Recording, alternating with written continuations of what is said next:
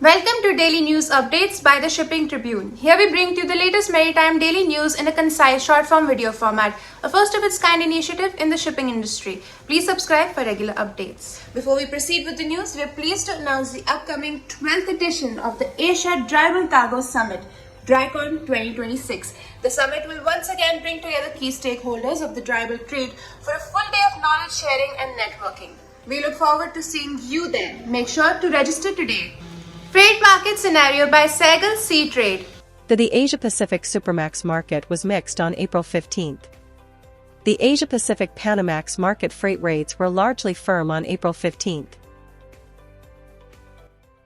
Iranian oil tanker arrives at Indian shores with no takers. In a curious development amid the US blockade of Iran's ports, an Iranian oil tanker estimated to be laden with about 2 million barrels of Iranian crude arrived unannounced close to Gujarat on Tuesday without a declared destination or buyer, according to ship tracking data and industry watchers. While India has bought some Iranian barrels in view of the sanctions waiver issued by the US last month, allowing sale of Tehran's oil that was already loaded on tankers, Indian refiners are unlikely to pick up oil on this tanker.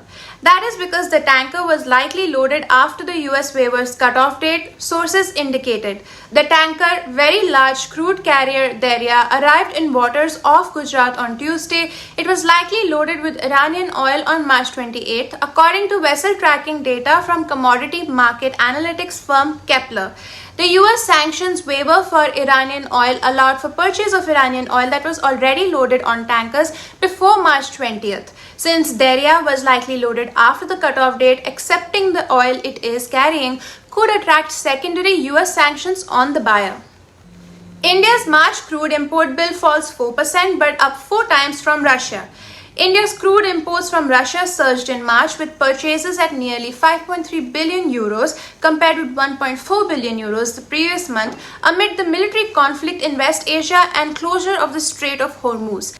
In its latest analysis of Russian fossil fuel exports and sanctions, Center for Research on Energy and Clean Air said India imported 5.8 billion euros worth of Russian hydrocarbons in March, the second highest after China, as both volumes and prices increased.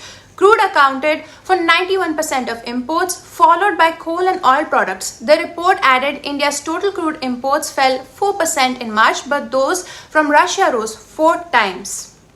Middle East conflict hangs heavy over global steel demand outlook.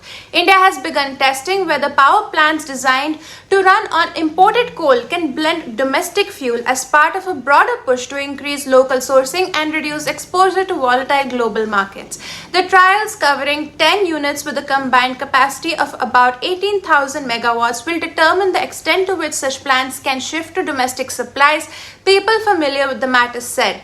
The exercise is evaluating operational feasibility, including the impact on efficiency, combustion, and equipment performance. The government is pushing plans to reduce dependence on imported coal amid ample domestic availability, aiming to limit vulnerability to supply chain disruptions. It is seeking to increase blending wherever feasible. Some imported coal-based power producers have agreed to conduct trial runs, and industry experts said the move could help manage fuel costs and reduce exposure to global price volatility. Indian LPG vessel Jag Vikram reaches Kandla port after crossing Strait of Hormuz. Indian flagged LPG vessel Jag Vikram, which crossed the Strait of Hormuz on April 11th, arrived at Kandla port on April 14th, carrying 20,400 metric tons of liquefied petroleum gas, officials said. The vessel docked late on Tuesday night at Oil Jetty No. 1 at Kandla port. The unloading process is expected to begin shortly and is likely to strengthen the country's LPG supply chain. Thank you for watching the video. Please hit the like button if you like the video, leave a comment down below and subscribe to the Shipping Tribune YouTube channel if you haven't already.